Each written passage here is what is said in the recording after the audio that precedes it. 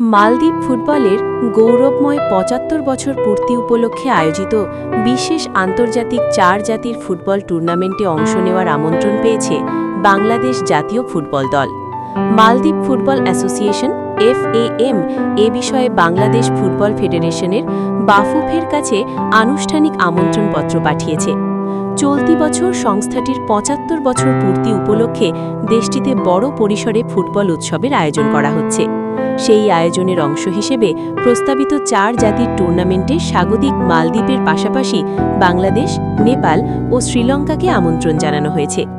সম্প্রতি মালদ্বীপের জাতীয় স্টেডিয়ামে আয়োজিত এক বর্ণাঢ্য অনুষ্ঠানে টুর্নামেন্টের লোগো উন্মোচন করেন ফিফা সভাপতি জিয়ান্নি ইনফান্টিনো। ইতোমধ্যে শ্রীলঙ্কা এই টুর্নামেন্টে অংশগ্রহণ নিশ্চিত করলেও বাংলাদেশ ফুটবল ফেডারেশন এখনও চূড়ান্ত সিদ্ধান্ত জানায়নি। বাফুফে সূত্র জানায়, জাতীয় দলের ব্যস্ত সূচি এবং প্রস্তুতির বিষয়গুলো বিবেচনা করে খুব শিগগিরই এ বিষয়ে সিদ্ধান্ত নেওয়া হবে।